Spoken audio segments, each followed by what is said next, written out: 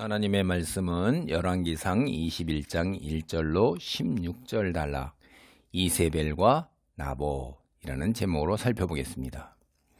여기서 이제 우리는 이세벨이 얼마나 강하고 그리고 악한 여잔가 이걸 우리가 알 수가 있어요. 어떤 면에서 이세벨은 인간의 모습을 한 사탄이다 이런 생각이 들 정도로 아주 극렬하게 하나님을 대적할 뿐만 아니라 하나님의 사람들을 탄압하고 처형하는 아주 전형적인 그 악의 사람입니다. 이세벨 참으로 악한 여자예요. 그리고 그의 남편 아합 참으로 우유부단하고 그리고 하나님의 말씀을 불순종하는데 이세벨과 함께하는 거예요.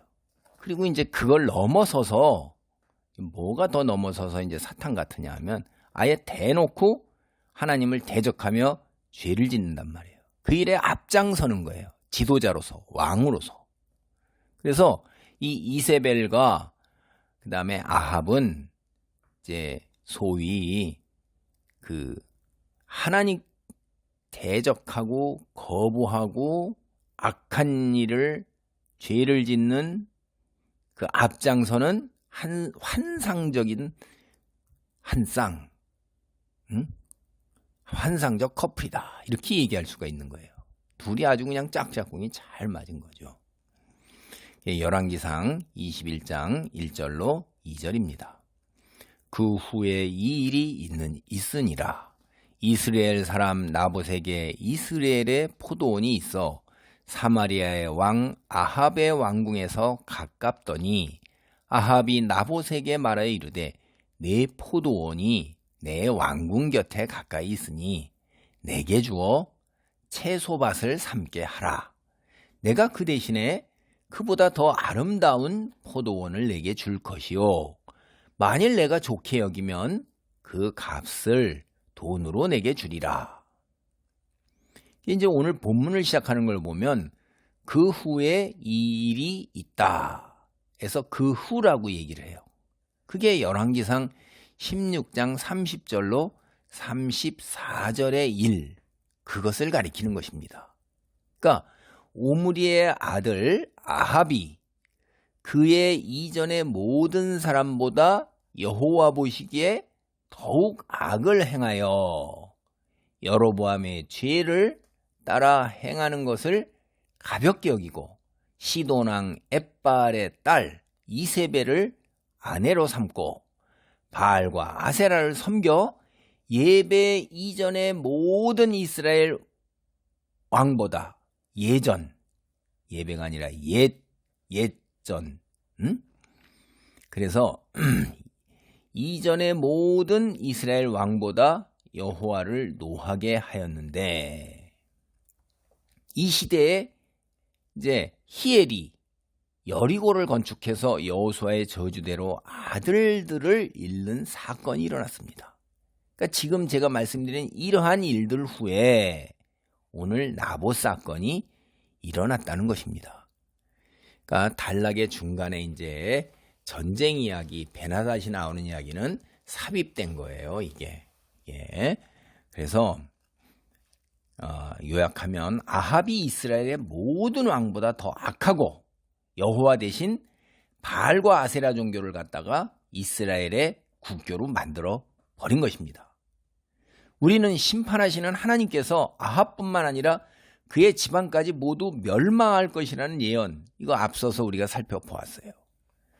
지난번 이야기에서 아합은 이 진멸이라는 게 굉장히 중요한 단어죠. 진멸되어야 할 베나닷을 살려주었기에 그가 베나닷을 대신해서 죽임을 당할 것이다 라는 것이 선포되었어요.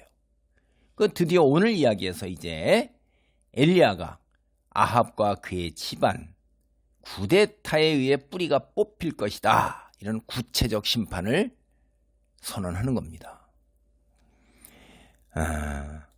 아합 참 이게 우리가 영적으로 이해하기 굉장히 쉽지 않은 일인데 지금까지 살아계신 여호와 하나님의 은혜를 여러 번 체험한 사람이에요. 그런데 그가 자기 아내 이세벨과 함께 벌이는 일, 이건 하나님의 은혜를 저버리는 행위예요. 인간의 도리로 볼 때도 인간에서 은혜를 입었으면 그 은혜에 갚아야 되는데 배은망덕이죠. 인간 쓰레기라 이 말이에요.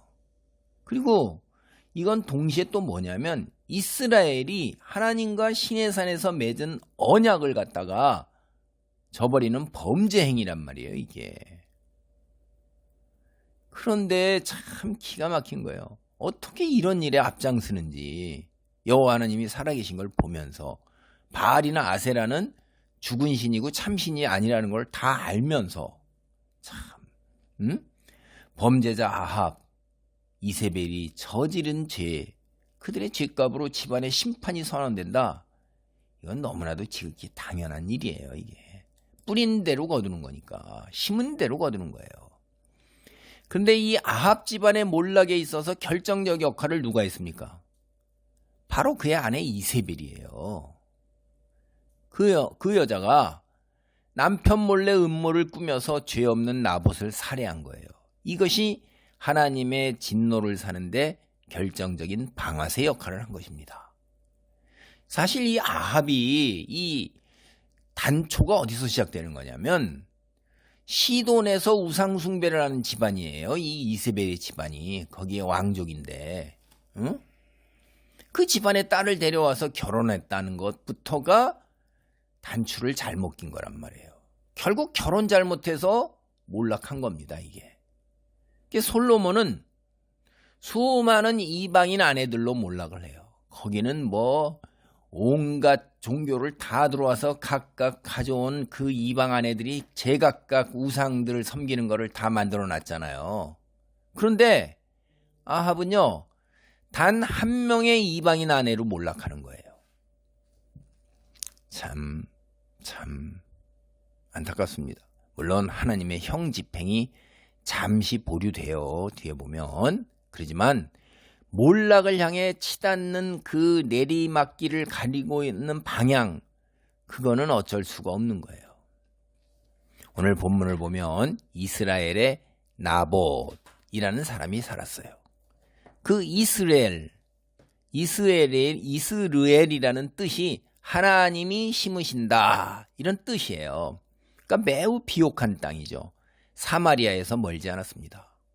그리고 이스라엘이 대부분 산악지대인데 거기에서 이제 보기 드문 평지란 말이에요. 이런 점에서 이제 나봇이 이스라엘의 포도원을 가지고 있었다.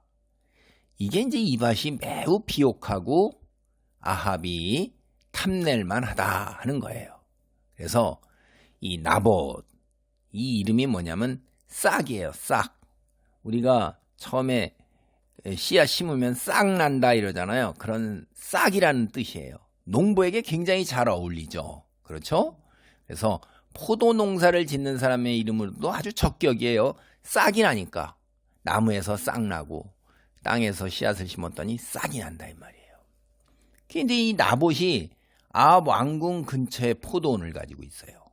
그래서 근데 여기 우리가 이제 그 히브리어로 보면요, 진멸, 하나님께서 계시는 진멸, 이 낱말하고요, 그 다음에 포도원, 이게 발음이 거의 비슷해요. 그러니까 우리는 잘 모르지만은 이 하나님께서 성경에서 이렇게, 이걸 우리는 언어유희 뭐 이런 말로, 이제 영어로는 워드플레이라고선 메시지를 전하시는 거예요. 이렇게 문학적인 기법으로 비슷한 발음 가지고선 이제 언어의 놀이를 하고 있는 거죠.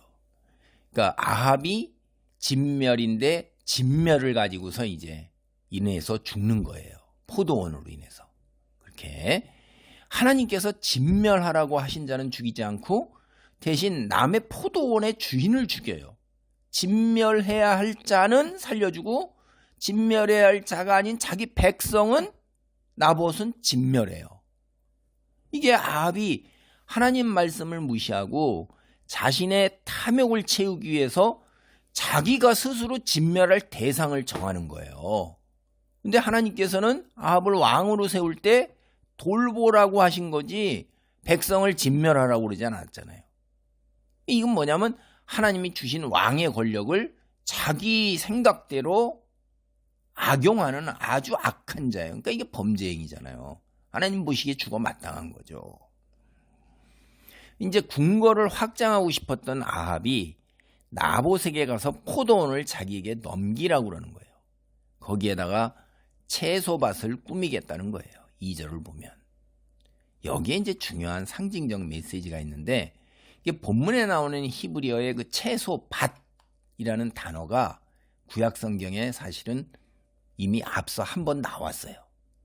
모세가 이집트와 약속의 땅을 비교하면서 이집트를 인간의 돌봄이 필요한 채소밭으로, 그리고 가나안 땅을 하나님께서 약속하신 하나님의 눈이 머무시는, 하나님의 임재가 있는, 하나님이 직접 돌보시는 땅으로 묘사해요. 그러니까 이게 인간 자기의 의지와 하나님의 섭리, 이게 대조가 되는 거예요. 이 채소밭과 가나안 땅이. 인간의 돌봄, 이건 인간이 하나님을 거부하는 거예요. 자기 스스로 자기 의지로 자기가 신의 자리에 올라서서 자기 원하는 것을 얻고자 하는 거예요. 이게 인본주의예요. 이게 인간 스스로가 통치자의 자리에 올라선다.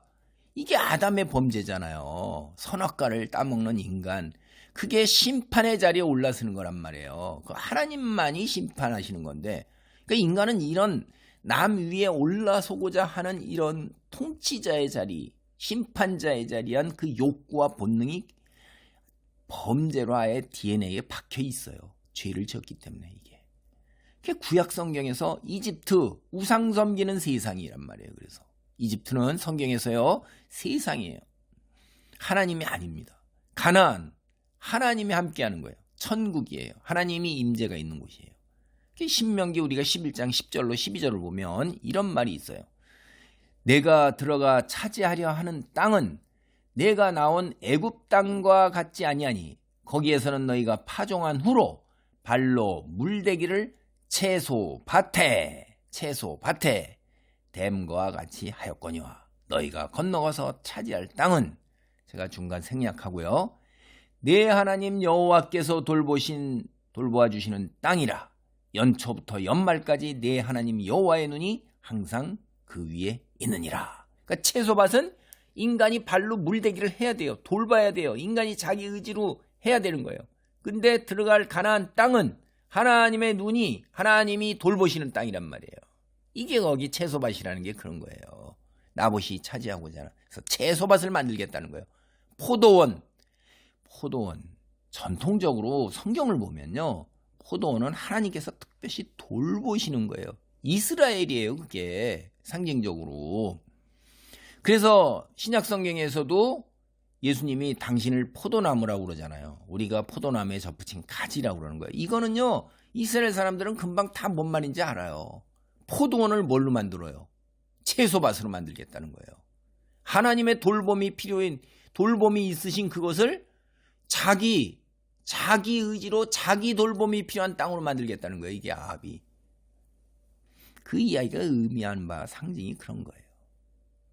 이제 예수님께서 또 마가복음에서 우리가 11장 1절로 9절을 보면 포도원하고 악한 농부 이야기하셨죠.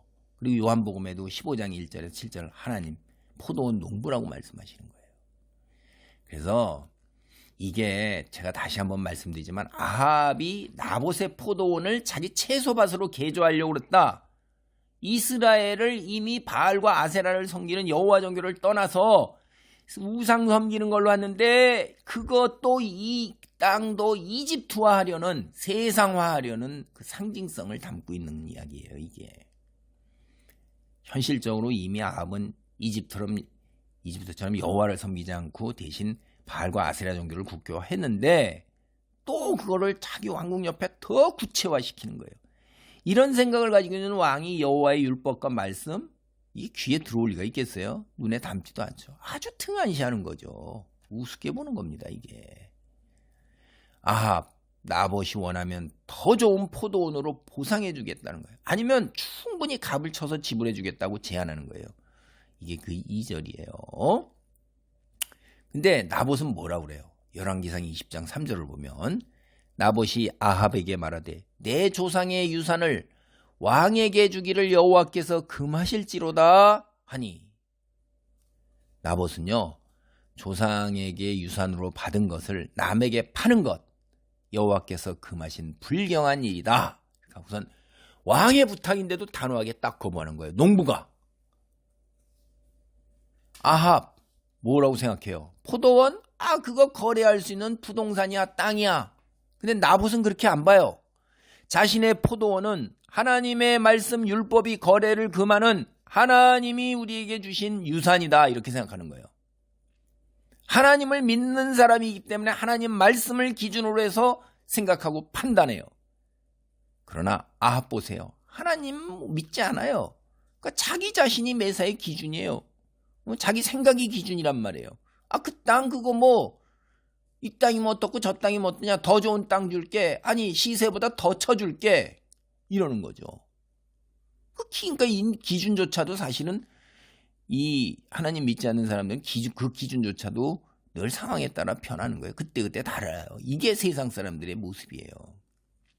근데 구약 성경은 분명하게 하나님 말씀, 이스라엘의 땅은 여호와의 소유라는 거예요.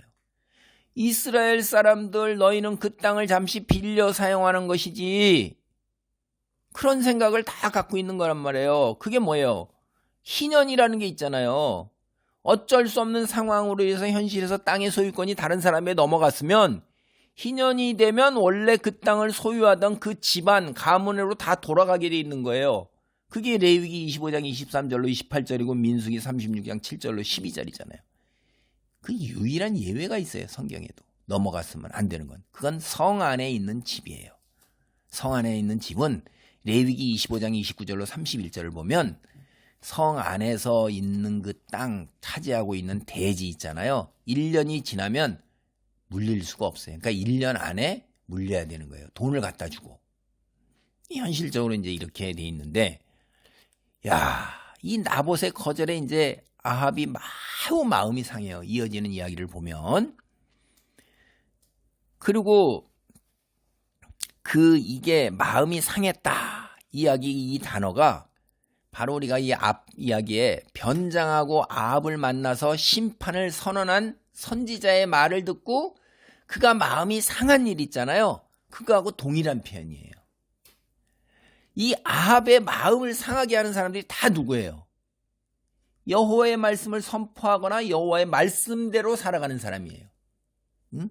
세상은요, 하나님의 말씀을 기준으로 해서 살아가는 사람들, 하나님의 말씀을 선포하는 그 하나님의 말, 이것 때문에 세상 사람들은 가슴이 상하는 거예요. 이게. 그는 아합은 왕으로서 백성에게 거부당한 거죠. 자존심도 무지하게 상했을 거예요. 그래서 그가 이제 얼마나 상심했는지, 되게 이제 보면 죽였을 텐데 그냥 곧바로. 이 아합이 우유부단하고 소심한 면이 있는 거예요. 궁으로 돌아가서 음식도 먹지 않고 왕인데 침대에 누워가지고 그냥 버린 거예요. 이게 얼마나 이게 소심하고 순진하다 그러고 유아 같아요. 이게. 마음 상해가지고 가서 음식도 안 먹고 침대에 가서 누워갖고 있는 게, 이게 무슨 초등학생도 아니고, 이거 참 진짜 왕이라는 지도자라는 사람이 이러니 참. 이제 이 남편이 얼마나 이제 한심한가. 이세벨이 보기에는 강하고 악한 여자잖아요. 이 무서운 여자입니다. 그 남편 보고서 뭔 일이야? 아합에게 뭐예요? 하고 물으니까 이제 아합은 주저리 다 자초지종을 얘기한 거죠. 남편이 이야기를 들으니 이세벨이 참 기가 막힌 거예요. 어이가 없는 거예요. 당신은 왕인데 그깟 놈 뭐 아무것도 아니지 않냐? 빼앗으면 되지. 왕이 뭐냐? 통치자인데 땅 주인이 팔기를 거부한다고 그래갖고선 상심해가지고서 침대에 누워 밥도 안 먹고 칭얼거리고,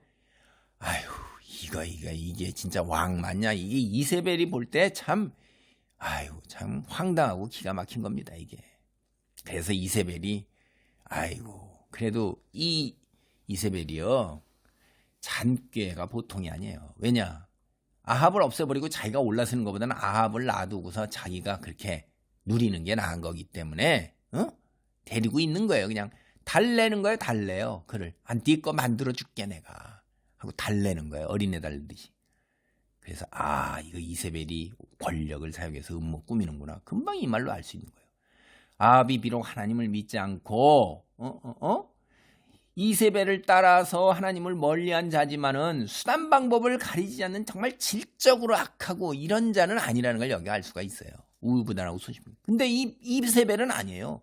아주 질적으로 악질적인 여자고 아주 계산적인 거예요. 이건 몸서리 쳐지는 여자예요. 상상도 할 수 없는 방법이 나오잖아요. 상심에 있는 아합, 하나님 말씀을 어기지 못하고 존중하는 그런 사람, 소심한 사람, 그래도 하나님을 두려워하는 사람, 이렇게 생각하는 게 아니에요. 이게 세상 사람들은요 그렇게 생각 안 합니다. 내 주먹, 내 돈, 내 권력이죠. 하나님 말씀을 어기지도 못하고 존중하는 거, 아이고 저거 형편없구만. 권력도 돈도 제대로 하지도 못하는 형편없는 자라고, 나약하구나, 이렇게 생각하는 거죠. 그래서 엘리야가 아합을 두려워하지 않았던 거예요. 그래도 여호와의 선지자에는 손을 안 댄단 말이에요, 이 아합은. 근데 이세벨은 그게 아니잖아요. 엘리야, 뭐 하나님의 선지자? 그 뭐 안중에도 없는 거예요. 그냥 다 죽이잖아요. 그냥 신하도 그냥 단칼에 다 죽여버리고 마음에 안 들면. 근데 아합도 그거를 못 말린단 말이에요. 이제 남편에게 포도원을 선사하겠다고 약속한 이세벨이 곧바로 음모를 꾸미고 추진하는데, 아합의 이름으로 편지를 써서 옥새로 딱 도장을 찍어가지고 나봇이 사는 성읍의 장로들하고 귀족들에게 보낸 거예요. 내용은 두 불량자, 한마디로 건달을 고용해서 나봇이 하나님과 아합을 저주했다고 거짓말로 증언하게 해서 돌로 쳐 죽이라는 거예요. 얘들이요, 율법을 이용해서 하나님 말씀을 이용해서 또 그래. 하나님을 믿지도 않으면서. 여러분, 세상 사람들 되게 웃기는 거예요. 오늘날도 자기들이 법을 지켜요? 그런데 지키지도 않는 법으로 사람을 갖다 강탈하고 압제하고 교도소 보내고 그런다고요. 이게 이 세상, 자기네들은 우습게 보면서, 하나님 말씀을 우습게 보면서 하나님 말씀을 이용해서 죽이는 거예요. 이게. 야, 이걸 보면요, 우리는 또 뭐가 연상되냐면, 옛적에 다윗이 음모를 꾸며갖고 우리아를 죽이라고 요압에게 편지를 보냈죠. 그거 똑같은 거예요. 이게 그런 일들이 벌어지는 거예요. 역사는 반복되는구나. 비슷한 일들 다 알고 있으니까. 사무엘하 11장 14절에 있는 일이 또 벌어지는구나. 근데 이 편지가 이제 아합의 이름으로 되어 있어요. 그리고 옥새로 꽉 찍었어요. 편지를 받은 장로가 귀족들 이 편지를 갖다가 아합이 직접 보냈다고 믿었을까요? 왕의 명령 그대로라고 믿고 따를까요? 여러분, 아니에요. 성경 본문을 봐도. 그들인, 아이고 이세벨이, 세상 사람은 다 아는 거예요. 아합, 이세벨이 진짜 왕이다라는 거를. 그래서 이세벨이 음모를 꾸며 추진하고 있다는 걸 알고 있는 거예요. 이거 안 하면 다 죽는다는 걸 지네들 아는 거예요. 나봇을 죽인 후에 그들이 아합에게 얘기한 게 아니라 이세벨에게 보고한단 말이에요. 14절을 보면 그대로 했습니다. 그래서 나봇이 죽었습니다. 다 아는 거예요, 세상 사람들은. 그래서 이스라엘의 장로들과 귀족들, 아마 며칠 전에 이게 이 좁은 농경사회 아닙니까? 아합이 나봇의 포도원을 사려다가 거절당했다. 이거 모르겠어요. 그 성읍에서 다 아는 거죠. 농경사의 작은 공동체, 아합과 왕의 행차, 이게 사람들의 이목을 벗어나기 어렵잖아요. 다 대낮에 벌어진 일인데, 그래서 장로들하고 그 귀족들은 이세벨의 편지를 보내서 이세벨이 명령한 일이 무엇냐 다 알고 있는 거예요. 이게 억울하게 이게 빼앗으려고 그러는구나. 근데 이게 아합과 이세벨, 현실적으로 보세요. 절대 권력을 지닌 왕이에요. 명령을 거부하면 어떻게 돼요? 이세벨이 자인에게 보복한단 말이에요. 이거 다 죽어요. 그럼 어떻게 하죠? 뭘 택해야 돼요? 살 것이냐 죽을 것이냐. 여러분, 죽고자 하면 살 것이요 살고자 하면 죽으리라. 장로와 귀족된 자들은 살고자 한 거예요. 그래서 악한 일에 동조하는 겁니다. 그러니까 지옥 가는 거죠. 이게 하나님의 공의와 정의를 실천하고 지켜야 하는 자들이 누구예요? 그게 장로고 그게 귀족이잖아요. 지금 지도자로 세운 일반 백성보다 그 위에 지도자로 세운 지배계층이잖아요. 그들이 이 모양이고 이 꼴이에요. 당대 이스라엘 사회가 얼마나 부패했어요. 그 단적인 증거입니다. 이게. 이 사건 앞단락에서 선지자가 아합에게 베나닷을 대신하여 아합과 이스라엘 백성이 진멸당할 것이다. 라고 선포한 내용, 이게 하나님은 백성들은 억울하지 않습니까? 라고 생각할 수 있는데 똑같이 다 부패한 거예요, 이게.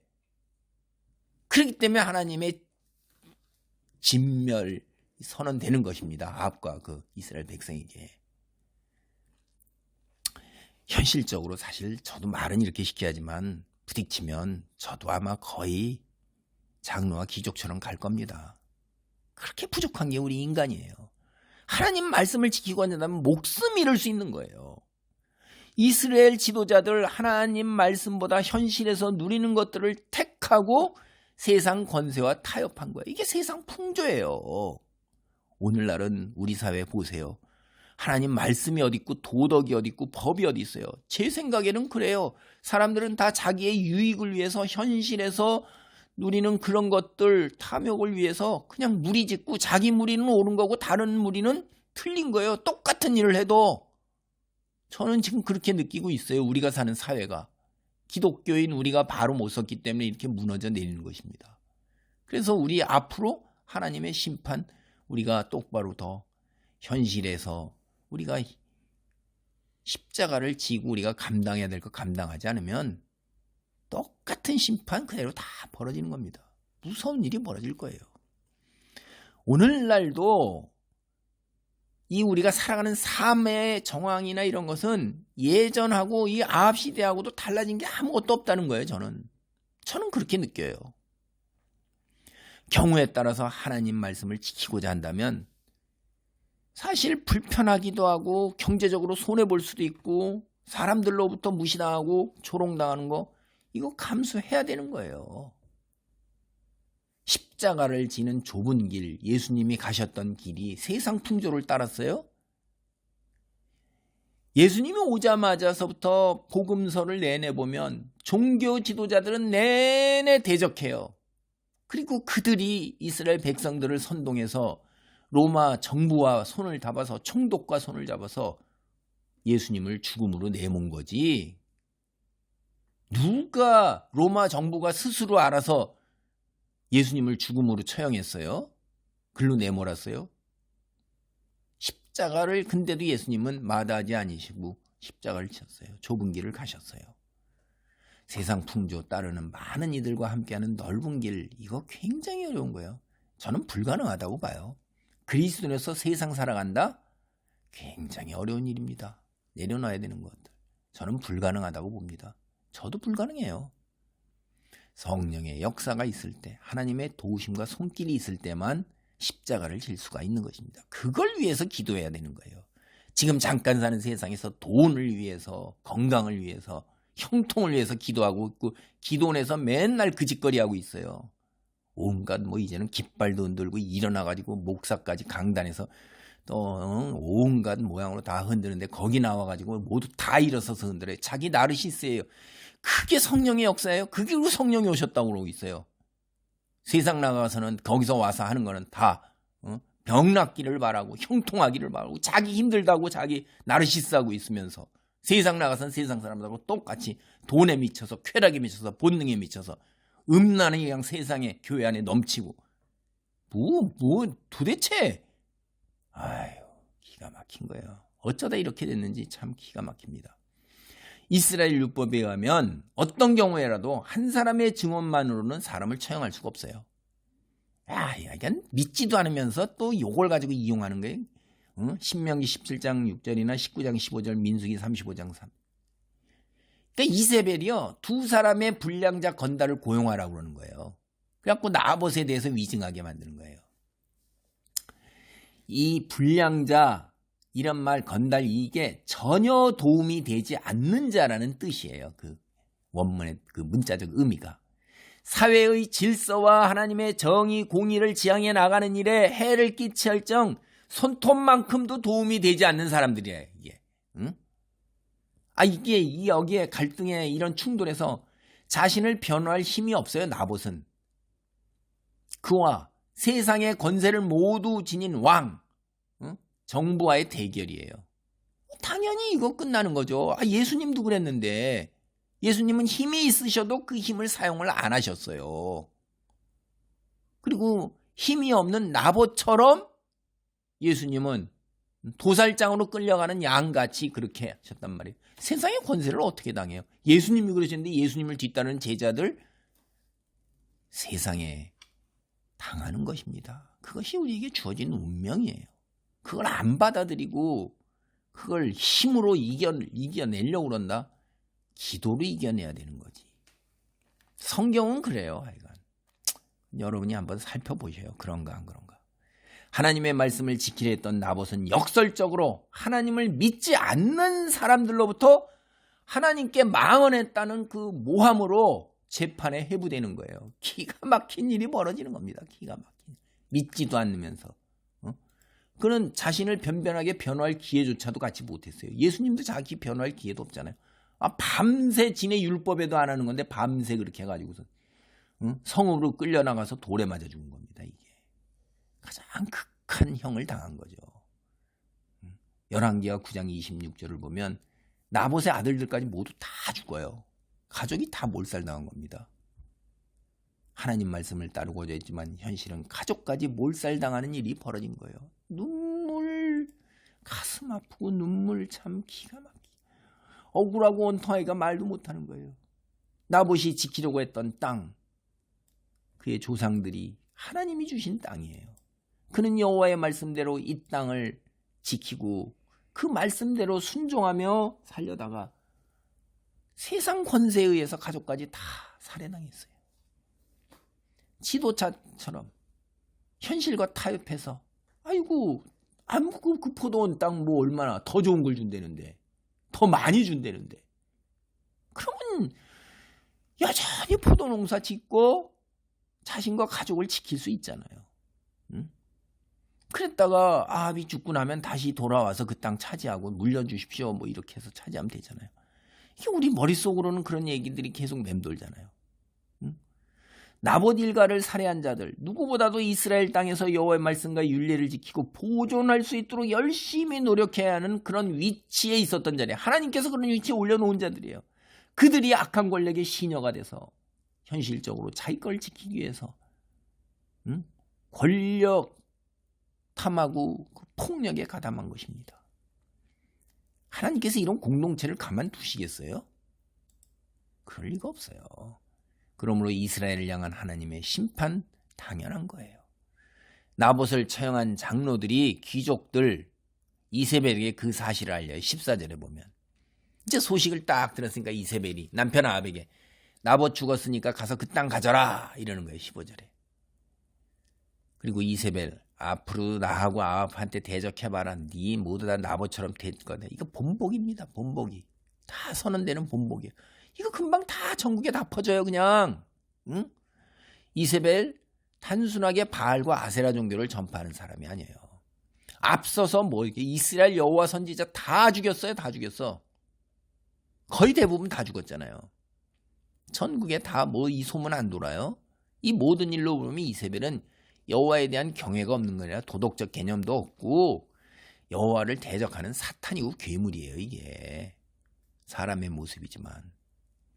그런데도 이제 아내가 나불나불 대니까 나봇이 죽었구나. 이거 즐거운 마음으로 아합은 내는 거야. 가벼운 발걸음으로. 그러니까 이게 도대체가 모자란 건지 도대체 이게 뭐야 이거. 즐거운 마음으로 그 땅을 차지하고 이스라엘을 내려간 거예요. 아이 진짜 참.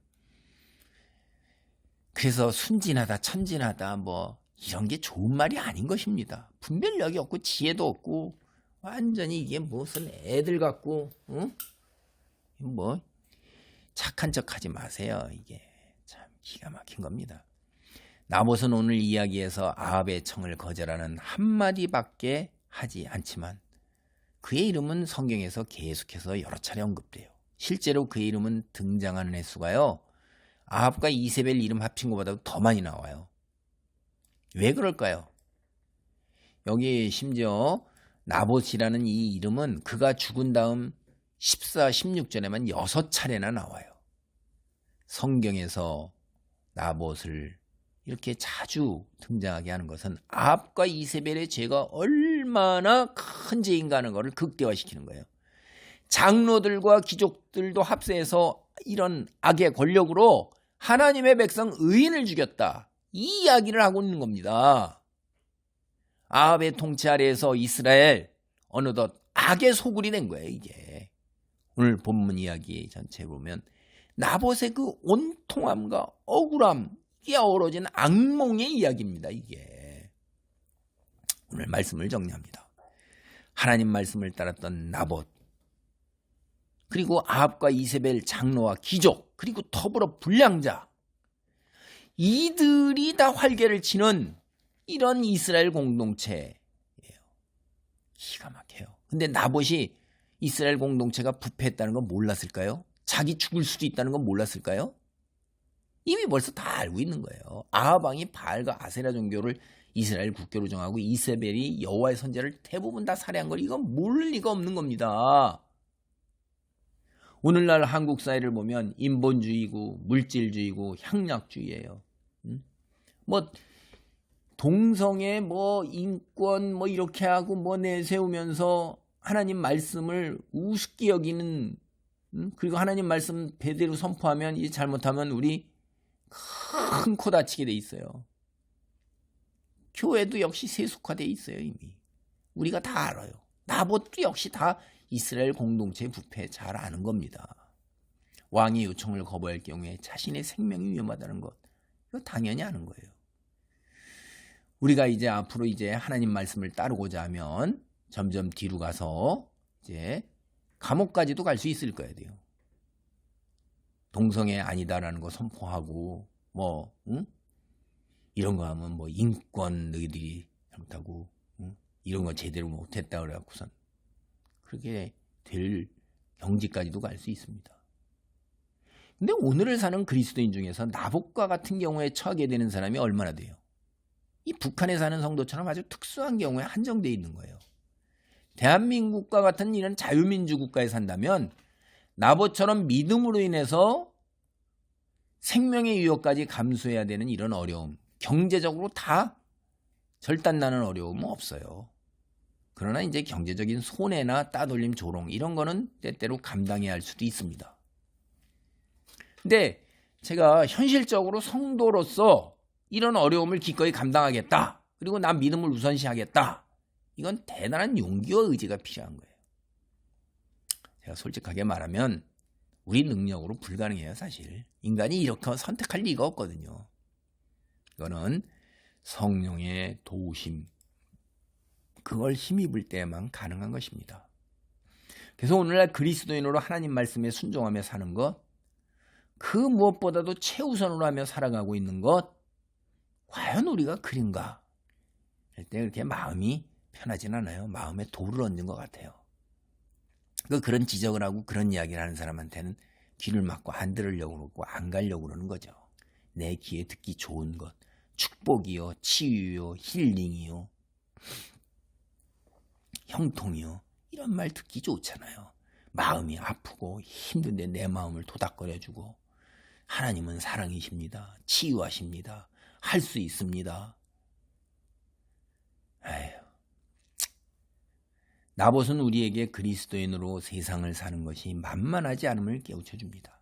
주님 오시는 날까지 공중권세 잡은 사탄과 그의 추종자들이 활개치는 세상, 성경은 그 이야기를 해요. 예수님 오신 그때부터 그래요. 로마 시대에 얼마나 많은 성도들의 핍박이 있고 그 이후에 곳곳 다 그래요. 그냥 주님은 각자 삶의 자리에서 복음서를 보면 십자가를 지고 섬기라 이거예요. 위에 올라서지 말라고 그래요. 그리고 교회 공동체 구성원끼리 뜨겁게 사랑하래요. 그래야 너희가 세상에 그리스도인 된 것을 세상이 알 수 있다는 거예요. 이단 사설들은 지네끼리 뜨겁게 사랑하죠. 십자가를 지고 섬기지는 않지만 이단 사설의 그 지도자들은 다 위에 올라서서 군림하잖아요. 우리나 오늘 교회에서 목사나 장로와 권사, 집사들이 성도들을 섬깁니까? 그들에게 절절절 매요? 위에 올라서 있어요? 돌로 마음을 무겁게 참 또 느리네요. 기도를 통해서 성령의 능력으로 항상 기뻐하고 쉬지 말고 기도하고 범사에 감사하는 그리스도인으로 살아갈 수 있게 되기를 바랍니다. 아멘. 할렐루야. 하나님 감사합니다. 오늘 말씀도 여전히 우리의 마음을 무겁게 짓누릅니다. 돌로 짓누릅니다. 아버지, 거치는 돌이 되어 이스라엘을 아버지 넘어지게 만든 예수 그리스도, 아버지, 오늘날 뜨인 돌이 돼서 그들의 모든 것을 다 산산조각 내고 온 세상에 포로로 끌려가게 하시고 대다수 다 죽어 넘어지게 하신 하나님, 오늘 역시 오늘 사는 모습, 우리의 삶의 모습도 아합 시대나 이스라엘이 멸망하던 시대와 조금도 다르지가 않습니다. 삶의 방식이 바뀐 것이 없고 공중권세 잡은 자들의 그 악함이 달라진 것이 없기 때문에 그렇습니다. 아버지, 도와주시옵소서. 포하여 주시옵소서. 기도를 통해서 성령의 능력으로 십자가를 지고 섬김으로, 그리고 믿음의 성도들을 뜨겁게 사랑함으로 하나님 말씀 안에 머물고 하나님 앞에 설 때 수고하고 충성된 종으로 인정받기를 간절히 사모합니다. 영원한 시간에 잇대어 사는 믿음과 지혜를 갖는 분별력 있는 그리스도인으로 우뚝 설 수 있도록 도우소서. 예수님의 이름으로 기도하옵나이다. 아멘.